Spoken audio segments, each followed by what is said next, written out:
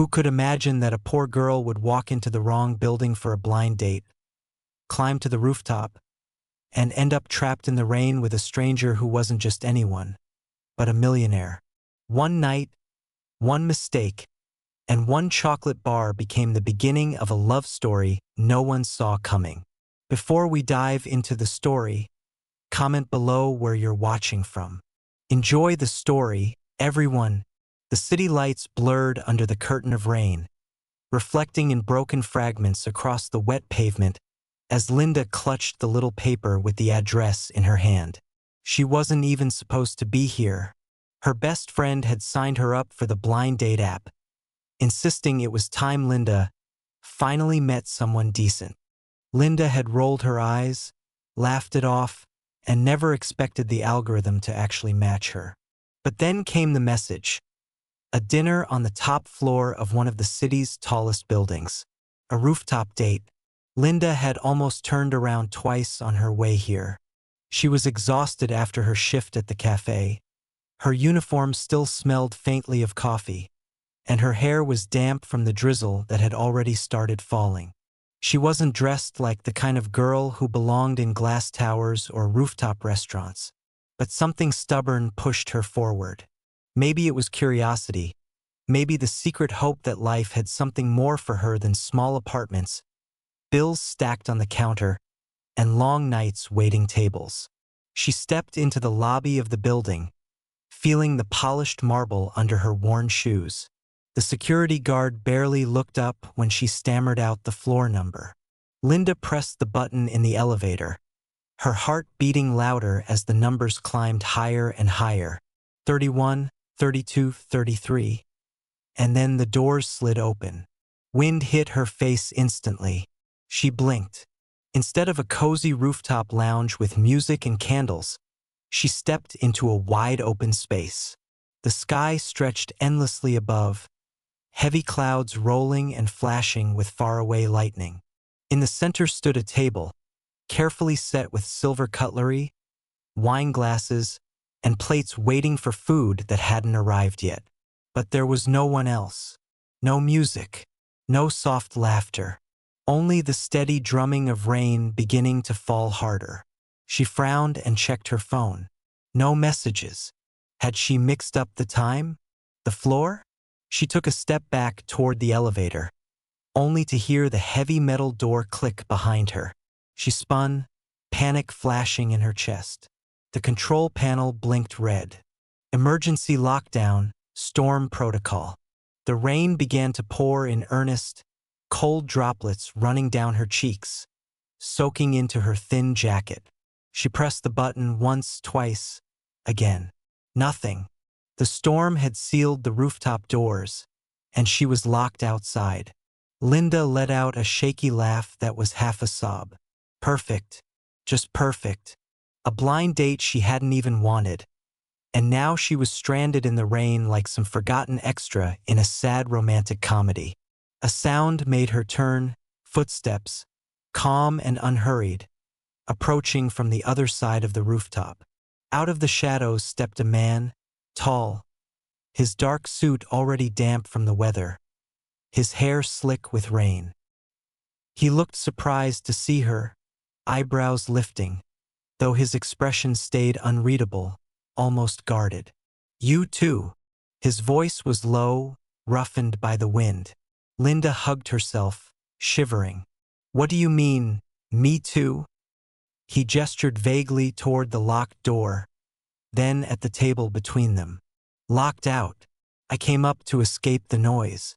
Some kind of corporate dinner downstairs. I didn't think anyone else would be up here." Linda blinked at him. He didn't look like someone who would climb onto a rooftop just for silence. There was something sharp about him, like the edges of his jawline had been carved from stone. His eyes cold even in the storm's flicker. He looked like the kind of man used to commanding rooms, not hiding from them. "I'm supposed to be on a date," Linda muttered, suddenly feeling ridiculous. The rain plastered her hair to her forehead, and she tugged at her sleeves nervously. "But I think I got the wrong floor." His mouth curved slightly, though it wasn't quite a smile. More like curiosity. A blind date. She nodded, cheeks heating despite the cold. Yeah, my friend signed me up. Thought it would be funny. The wind whipped between them, pulling at the tablecloth until one of the glasses toppled with a sharp crash. Both flinched. The rain was relentless now, soaking through fabric, chilling skin. Linda pressed her arms tighter around herself, wishing she could disappear. The man sighed and shrugged off his jacket, draping it over the back of a chair instead of offering it to her. He stood there, tall and silent, watching the storm as if it didn't bother him at all. Linda stared, half annoyed, half intrigued. He wasn't panicking. He wasn't trying to call anyone. He was just existing in the chaos. Lightning split the sky, illuminating his profile. For the first time, Linda noticed something in his eyes. Not arrogance, not boredom, but weariness. A kind of loneliness that mirrored her own. For a long moment, neither spoke. The rain filled the silence. And then, without knowing why, Linda gave a small laugh. It bubbled out of her chest, light and absurd. Well, she said, hugging herself tighter. I guess this is what they call a memorable first date. The corner of his mouth lifted. This time, it almost looked like a real smile.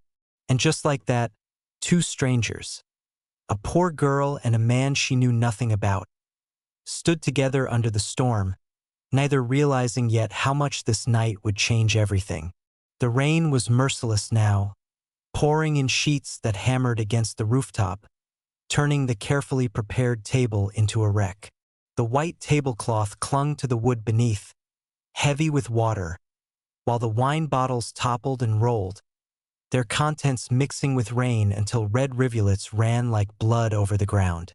Linda pressed her back against the wall, trying to shield herself from the worst of it, though it didn't matter. Her hair was soaked through, her jacket useless against the cold. She glanced at the man again. He hadn't moved much, only tilted his face slightly upward, letting the rain strike him as if daring the storm to do its worst. She wanted to say something sarcastic, maybe point out how ridiculous they looked stranded up here, but the words stuck in her throat. Instead, she rubbed her arms and muttered, "So much for fine dining," that earned her a quiet sound, something between a laugh and a sigh. He finally turned his head toward her. "I don't think they'll be serving dessert anytime soon." The smallest smile tugged at her lips. Strange. He wasn't exactly friendly, but there was something steady about him, a calm that contrasted with her own nervous energy. It made her curious. So what now? We wait until someone remembers we're missing. He shrugged. Could be hours.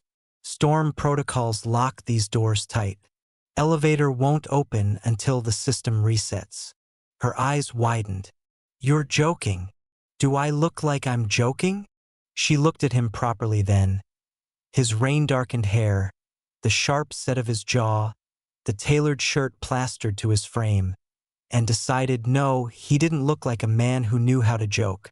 Her stomach gave a loud, embarrassing growl. Linda grimaced, covering her face with her hands. Of course, she had skipped lunch to make it to this ridiculous date. The universe was really enjoying itself tonight. Hungry. His voice was quiet, but there was the faintest hint of amusement beneath it. She dropped her hands, half glaring. What gave it away? Without a word, he reached into his pocket. For a moment she thought he was pulling out a phone, but instead his hand emerged holding a crushed, half-melted chocolate bar. He looked down at it, then at her, and for the first time there was something human in his expression, something almost sheepish. It's all I've got, he said. Linda blinked, then burst out laughing, the sound echoing across the rooftop louder than the thunder. A rooftop dinner for two, ruined by a storm, and the grand finale is half a candy bar? That's perfect. He tilted his head, watching her as though her laughter was something he didn't hear often, something he wasn't sure he deserved to hear. Slowly, he broke the chocolate bar in two and handed her the larger piece. Here. She hesitated. The rain still poured, her clothes were clinging, and she could barely feel her fingers. But when she took the piece, their hands brushed briefly, and she was startled by the warmth of his skin even in the cold. She nibbled at the chocolate, letting the sweetness melt on her tongue. For a moment, the absurdity of it all faded, replaced by something strangely intimate. They stood like that for a while, chewing in silence, the storm raging around them. Linda glanced at him from the corner of her eye. He was staring at the horizon, where lightning carved jagged scars through the sky. He looked so still, so controlled, yet there was tension beneath it, like a string pulled too tight. "You're not freaking out," she said at last. He raised an eyebrow. "Should I be? I don't know. Most people would be pounding on the door or calling security. I told you, the system's locked. No one's coming until it's safe. And you're just okay with that?" A faint smile ghosted across his lips. "I've been through worse storms." She studied him, curious despite herself. "What kind of storms?" For a heartbeat, his gaze flicked toward her, sharp and unreadable. Then he looked away again. "Ones that don't end when the rain stops." Something about the way he said it sent a shiver down her spine, and not from the cold. She wanted to ask more, but his tone made it clear that was all he was willing to share. So she filled the silence instead. She told him about growing up in a tiny apartment with peeling wallpaper and neighbors who argued through the walls. About her father, who had walked out one day and never looked back. About working double shifts to help her mother keep food on the table. It wasn't the kind of thing she usually confessed to strangers, but maybe that was the point. This man didn't know her, didn't pity her.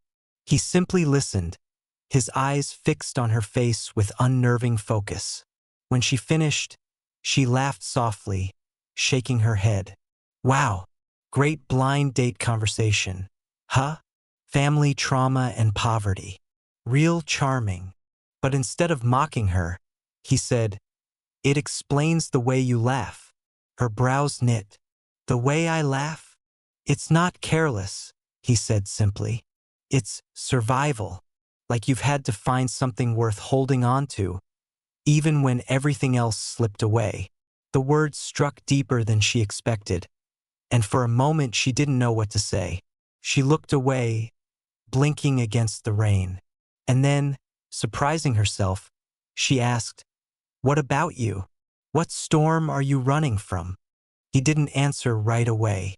The thunder rolled, filling the space between them. At last he exhaled.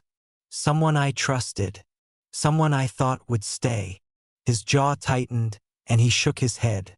"Turns out, people are good at leaving when the numbers change." Linda's chest ached.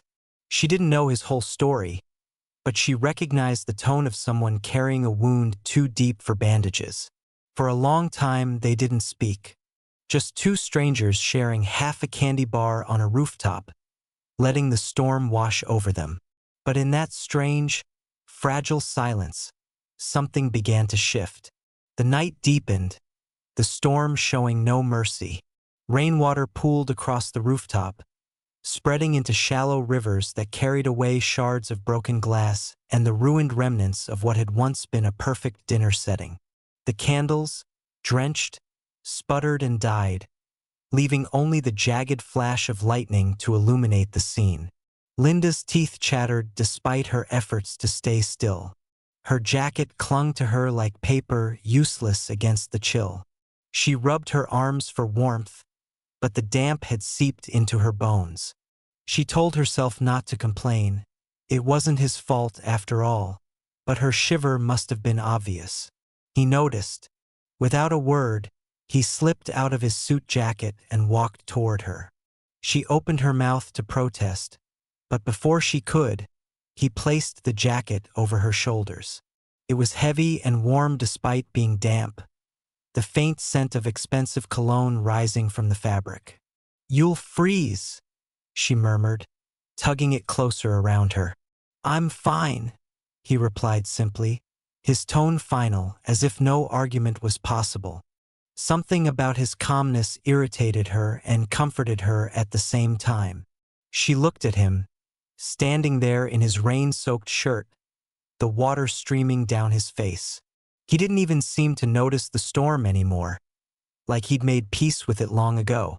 Linda shook her head, a laugh breaking through her lips. "This is insane. Completely insane." He turned toward her, brow furrowed. "What is all of this?" She gestured wildly at the ruined table, the locked door, the storm raging around them. "I mean, who gets trapped on a rooftop during a blind date? This is the kind of thing that happens in movies. The really bad kind." For a second, she thought he wouldn't respond. Then, unexpectedly, he let out a soft laugh. It was quiet, rusty, like a sound he hadn't made in a long time. She stared at him, surprised. "What?" he asked, noticing her gaze. "You laughed. And I don't think you do that very often." His eyes narrowed slightly, but not in anger.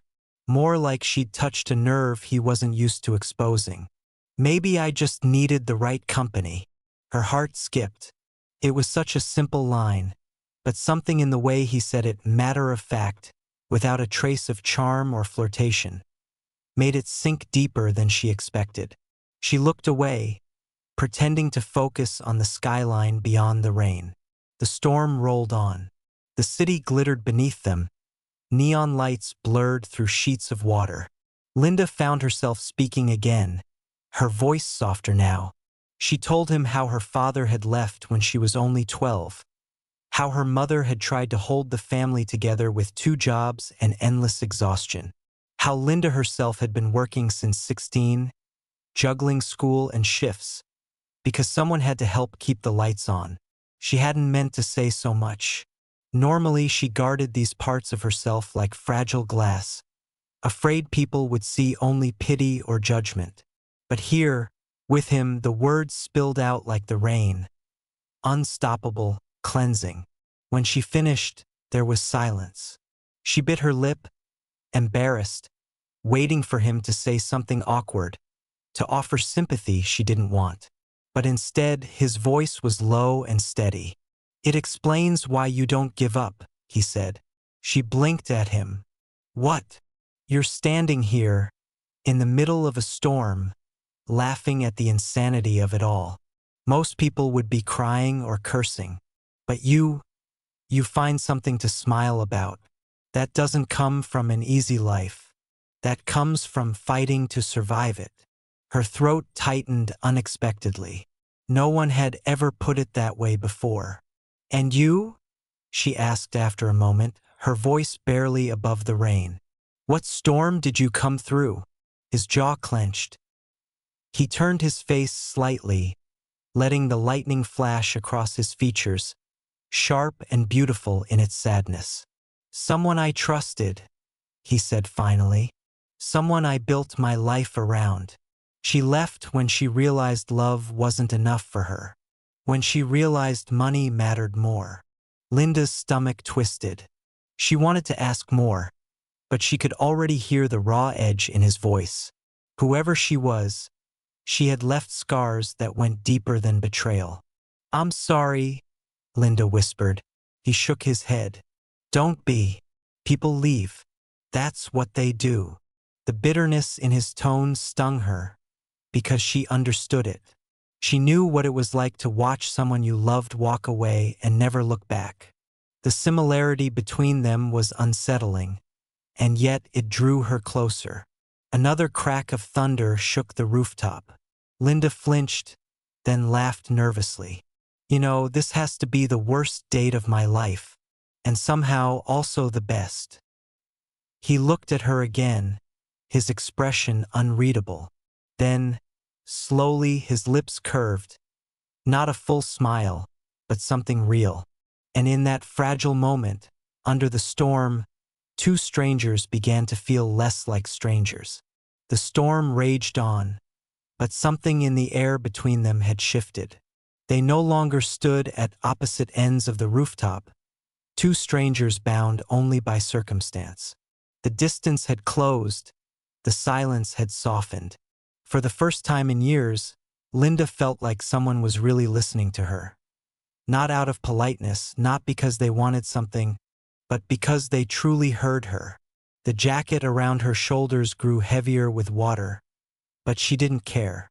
She was warmer now, not from the fabric but from the strange steadiness she found in his presence.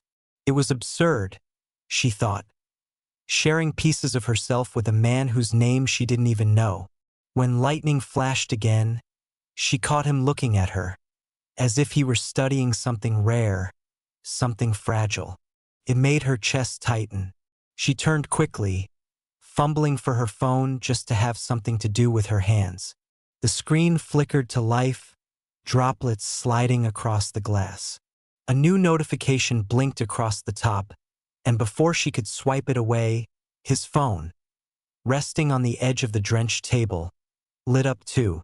The glow caught her attention, and without meaning to, she glanced at it.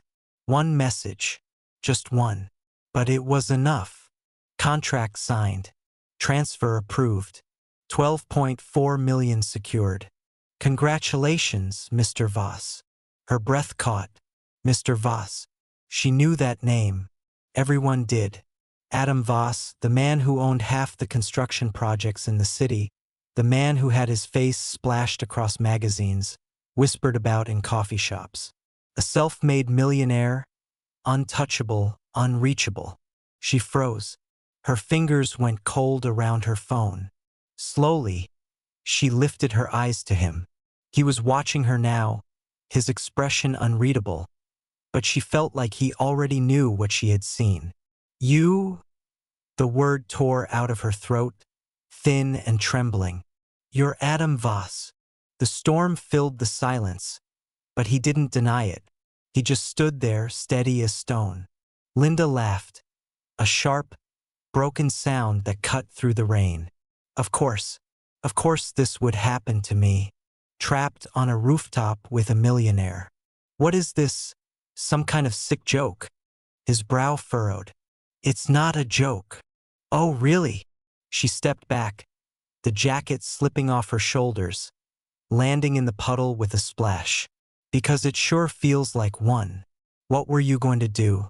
Let me pour my heart out, tell you how I've been scraping pennies my whole life, and then what? Decide if I'm worthy of your attention. That's not. Save it. Her voice cracked, her throat tight with humiliation. Memories surged up, bitter and sharp. Her mother's tears when the man she loved chose money over family. The empty promises, the way people with power always played games with those who had nothing. Linda's stomach twisted. She had sworn never to be anyone's entertainment again. She spun toward the locked door, pounding her fists against it. Open! Open! Damn it! The rain plastered her hair to her face, mixing with tears she refused to acknowledge. Her fists stung, but she kept hitting, desperate for escape. Behind her, his voice was rough, almost desperate. Linda, don't say my name. She pressed her forehead against the cold metal, closing her eyes. You don't get to. Not after this. I didn't choose this either, he said. His words carried on the storm. I didn't want you to find out like that. She spun back, fury burning in her chest. Then what did you want? For me to sit here like some charity case? For you to feel good about talking to the poor girl in the rain? His jaw tightened. For a moment, she thought he'd snap back. But then something in his eyes shifted, and when he spoke, his voice broke with something raw. No, I wanted you to see me. Her breath caught. He stepped closer, rain streaming down his face, his shirt clinging to him. There was no arrogance in him now, no composure. only a man stripped bare by his own truth. You think I care about money? His voice trembled. Do you know what it's like to have everything and still feel like nothing? To walk into rooms filled with people who only see the dollar signs attached to your name? To wonder if anyone would stay if the money vanished tomorrow? Linda's chest heaved. She wanted to look away, but his words pinned her in place. I'm not afraid of losing money, he continued, his tone lower now, broken. I'm afraid of losing the one thing I can't buy. Someone I can trust. Someone who doesn't leave. The rooftop was silent except for the storm. Linda stared at him, her heart pounding so loudly she thought he could hear it. She wanted to hold onto her anger, to protect herself with it. But there was something in his voice, something painfully familiar, because she knew that fear. She had lived it too. Still, the hurt was too fresh. She shook her head, blinking back tears. I don't know if I can believe you. He didn't move closer, didn't try to touch her. He just stood there, drenched and vulnerable. Then don't. Not yet. Just don't walk away. Her breath shuddered. For the first time that night, she couldn't find the words. She turned back toward the skyline, arms wrapped tight around herself. And though she didn't say it, though the storm swallowed her silence, she stayed. The storm slowly lost its fury, like a beast growing tired after a night of rage. The thunder grew more distant, the lightning faded into pale flickers, and at last the rain eased into a thin mist that hung over the city. The rooftop, once a battlefield of wind and water, now glistened like glass beneath the first hint of dawn. Linda sat with her back against the wall, knees pulled close to her chest, the ruined jacket lying abandoned beside her. She had stopped pounding the door hours ago. Her hands were sore, her voice hoarse from shouting, though no one had heard. Somewhere deep inside, she knew the door wouldn't open until the storm cleared. She had no choice but to endure the long night, and endure it with him.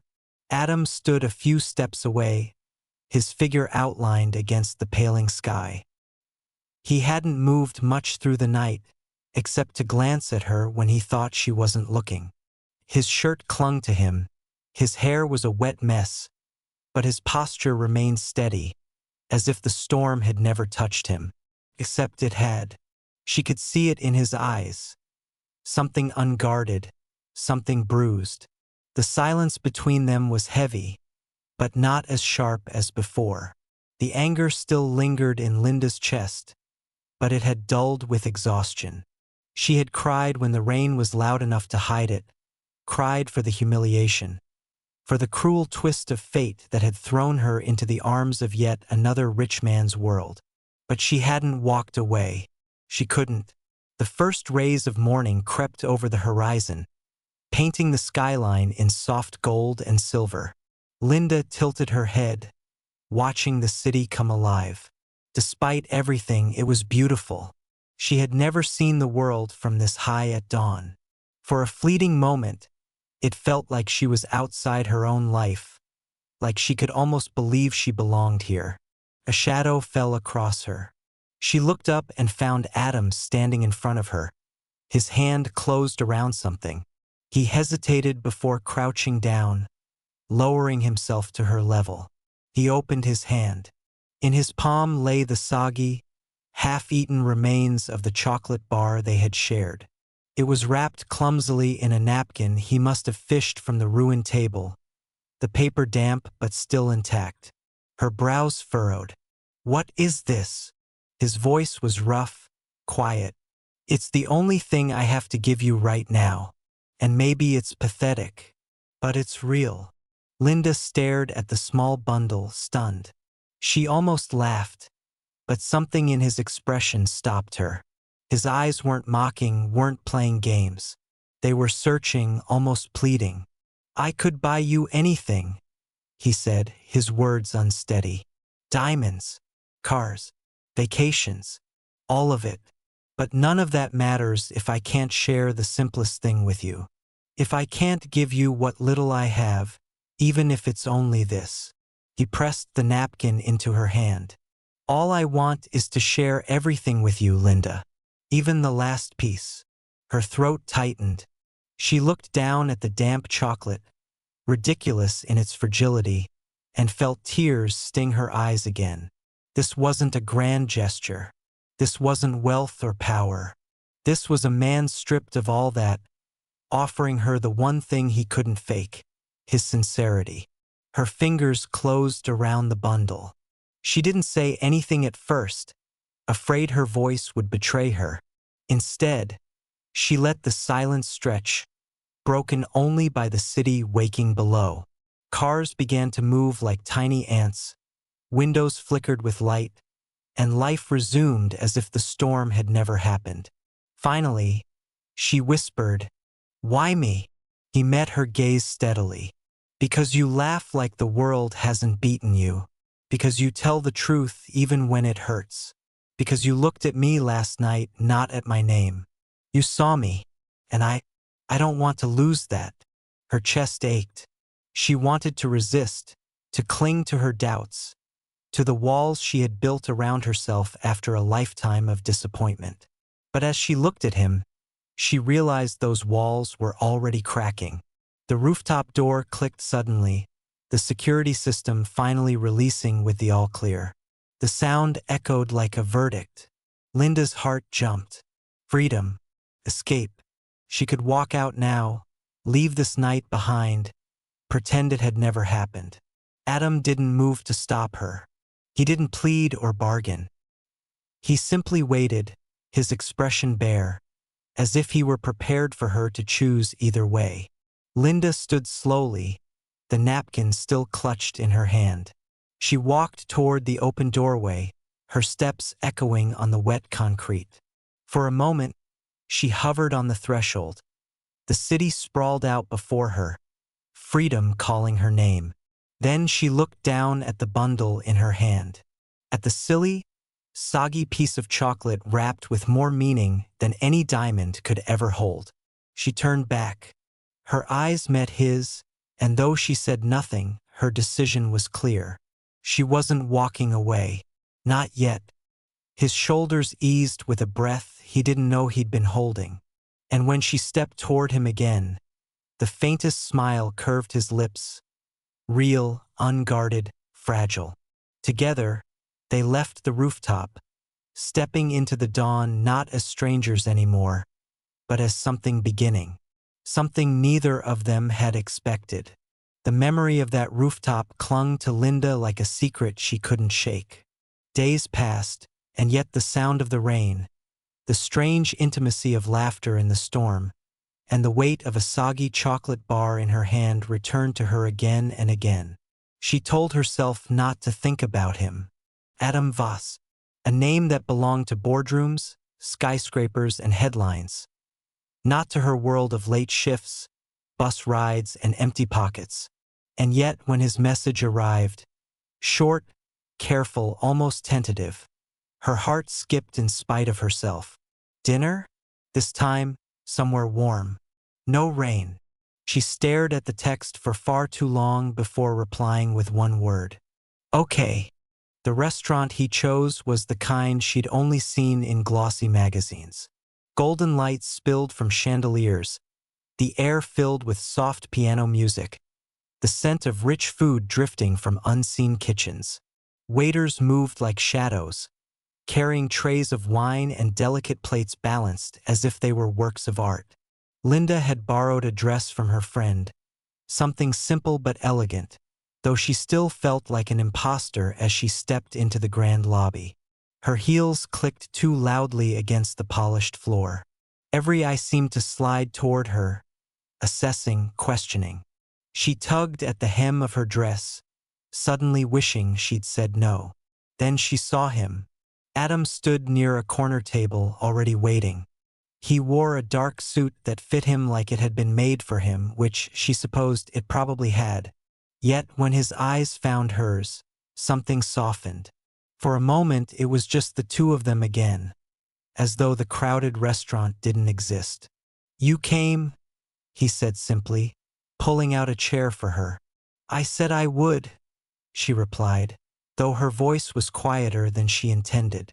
Dinner began pleasantly enough. They spoke of simple things, the weather, books, the strange charm of rainy rooftops. For a while, Linda let herself relax. But it didn't last. It started with a flash. Someone had recognized him. Phones lifted discreetly at first, then not so discreetly. A couple at the next table whispered, eyes darting toward them. A group of businessmen in tailored suits passed by and stopped to shake his hand. All smiles and obsequious greetings. Linda sat there, shrinking into her chair, clutching her water glass. The world around him was too polished, too sharp, and she felt like a stain on its surface. She could hear the whispers now. Who is she? Where did he find her? She doesn't belong here. Her fork clattered against her plate. She couldn't breathe. Suddenly the restaurant, with its glittering lights and golden chandeliers, felt like a cage. "I need some air," she muttered, pushing back her chair before he could stop her. The night air hit her like a slap as she stumbled out onto the street. She pressed a hand to her chest, trying to steady her breath. What was she doing here? She didn't belong in his world. She never would. Better to end it now than to watch herself drown in whispers and stares. "Linda!" His voice came from behind her. She turned, surprised he'd followed her so quickly. He stood in the glow of the street lamps, his suit immaculate even under the city's harsh light, his expression unreadable. "You ran," he said softly. She swallowed hard. "Because I don't fit. Did you see them? The way they looked at me? Like I'm some joke." "They don't matter," he said firmly. Her laugh was brittle. "Easy for you to say. You're the one they worship. I'm just no one." He stepped closer, his gaze steady. "Don't say that. Don't ever say that." Her throat tightened. "But it's true. I don't belong in your world, Adam. I never will." For a moment, silence stretched between them. Then his voice dropped, low and certain. "Then I'll leave it." She blinked at him, stunned. "What?" "I don't care about their world, Linda. I've lived in it long enough to know it's hollow. They can keep their parties, their contracts, their photographs. I don't want to live a life that belongs to everyone else. I want my own. And in my life, there's only room for the people I choose." His gaze softened. "And I'm choosing you." Her lips parted, but no words came. The city hummed around them. Cars, footsteps, the buzz of neon. But in that moment, it all faded. It was just his voice, his eyes, and the quiet truth he laid bare before her. Linda shook her head, tears stinging at the corners of her eyes. "You can't just say things like that." "Yes, I can," he said, "because it's the truth." She stood there, trembling, torn between fear and something dangerously close to hope. The part of her that had always braced for disappointment screamed to walk away. But another part, softer, fragile, desperate, wanted to believe him. At last, she whispered, "Then prove it." He nodded once, no hesitation, as though he'd been waiting for her to say those words all along. And for the first time that night, Linda felt the weight on her chest ease, just a little.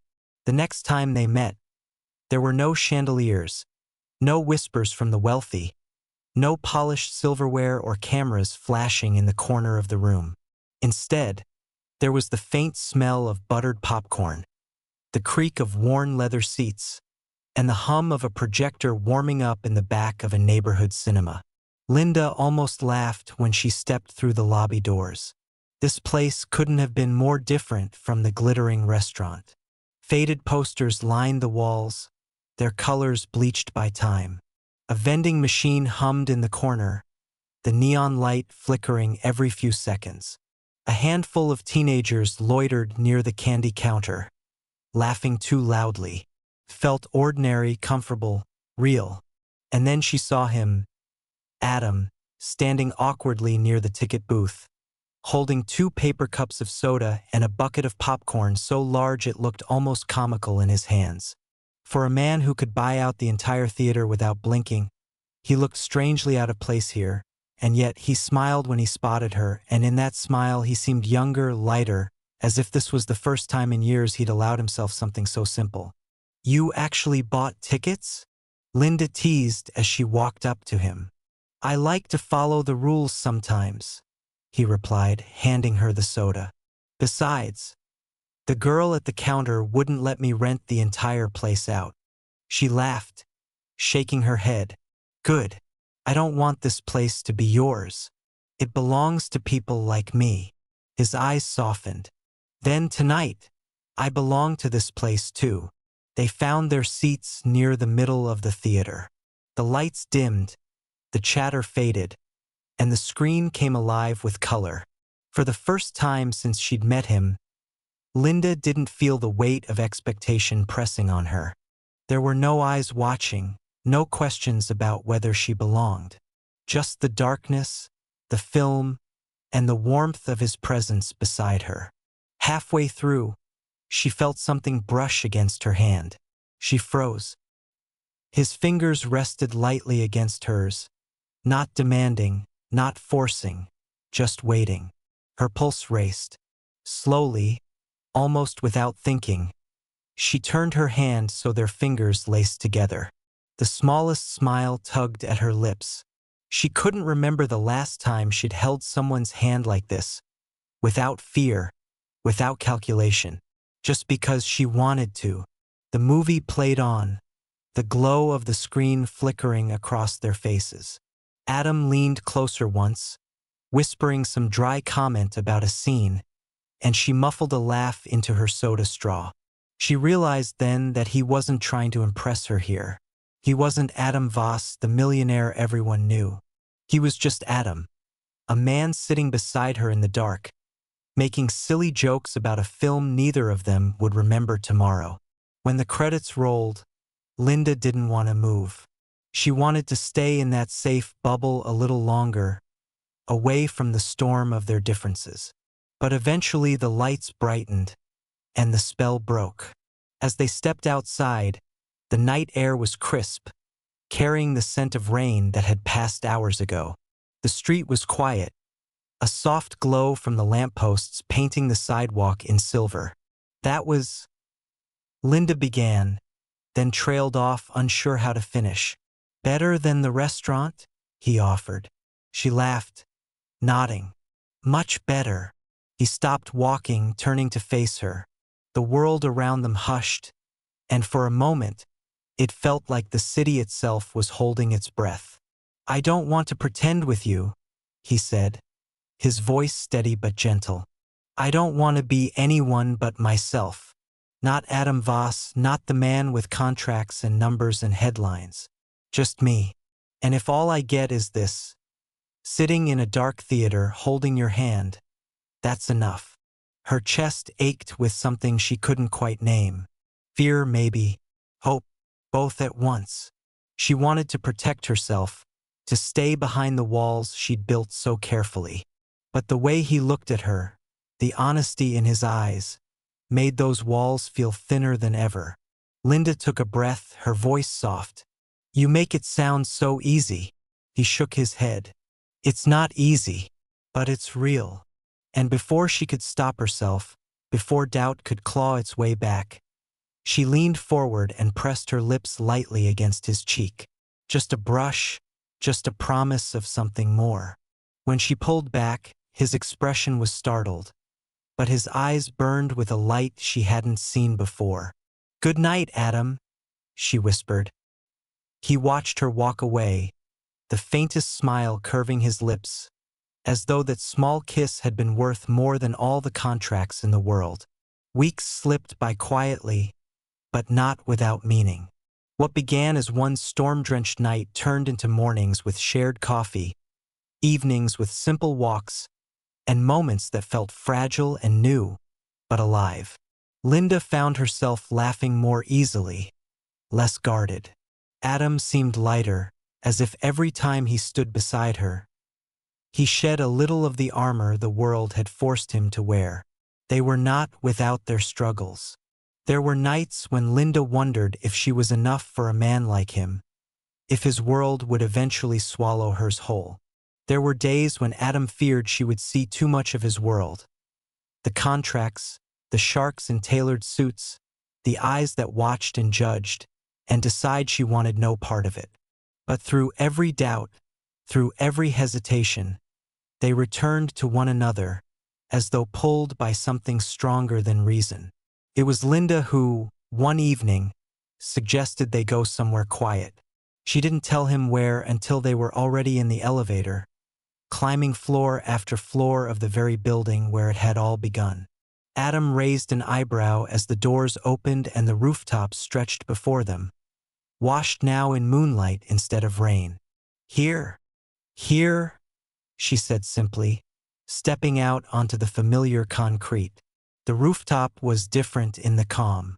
The table was gone, the shattered glass swept away, leaving only the wide expanse of sky above and the hum of the city below. Linda wrapped her arms around herself, looking up at the stars that twinkled faintly through the haze. "This is where it started," she whispered.